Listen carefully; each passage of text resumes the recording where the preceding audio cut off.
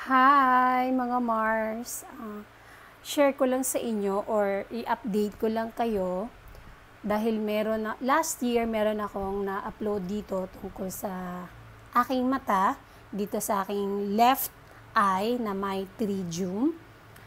1 year na po siya noong August 15 dahil August 15 ko po siya napansin na may white sa mata ko. At nagpa-check up agad ako sa Asian Eye Hospital sa may Rockwell sa Makati City. At doon ko nalaman na may pterygium ako. Pero dito pa lang sa bahay, dahil nag-search ako, pinicturean ko yung mata ko, tapos yun ang pinang-search ko yung photo ko sa Google.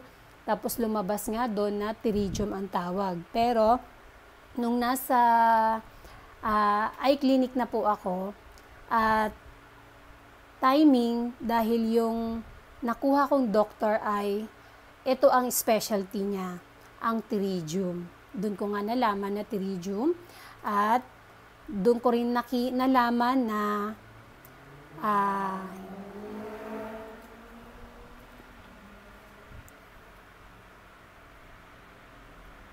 at doon ko nga nalaman na pterygium ang tumubo dito sa aking mata.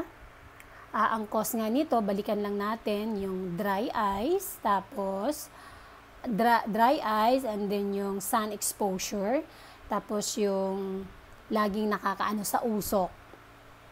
At yun nga, sabi ni doktora na kailangan siyang i-scrape, tanggalin. Dahil kung hindi siya tatanggalin, lalaki siya hanggang matakpan yung itim mo. Pero sa akin, dahil maliit pa lang siya, parang humalik pa lang siya dito sa itim ko, pwedeng hindi mo na siya i-scrape or tanggalin yung white. At niresetahan nga niya ako ng eye drops na yung Hayabak. At nakatulong po talaga yung Hayabak dahil umusad po siya. Medyo lumayo-layo po siya sa itim ko. And this year ay nag 1 year na nga ako sa aking pterygium. Nag-change ako ng eye drops. Itong Optive Fusion. Ang kagandahan din nito kasi with oil daw ito. At yung last kong eye check-up ay nung July. August po pala. Tapos, ngayon, ewan ko lang kung ay pipicturean ko na lang tapos ipopost ko. Ngayon ay super malayo na po talaga siya sa itim. Malapit na po siyang lumabas sa itim. Meron na lang po siyang parang malabong white. Tapos yung nakikita yung parang makapal na white, medyo nasa white na po talaga siya ng mata ko. Hindi po mawawala yung pterygium hanggat hindi po siya ooperahan o scrape ng doktor. Pero para sa akin, hindi ko po talaga pinaggalaw. Ang gusto ko lang naman, mawala siya sa black, dito sa itim. Mananatili lang siya dito sa baba ng mata ko dito kung hindi ko siya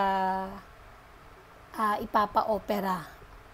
Pero kung nasa akin lang po yun kung gusto ko po ipatanggal. Pero hindi naman po ako nababother. Ang importante lang sa akin, mawala siya dito sa itim. Kaya ayan, kung makikita nyo, kung mapapansin nyo, kunti na lang po talaga yung nasa itim. Nasa labas na po siya ng itim. Kaya masaya na ako ganyan. Hindi ko na lang siya ipapatanggal. At malaking tulong nga po yung eye drops na nireseta sa akin.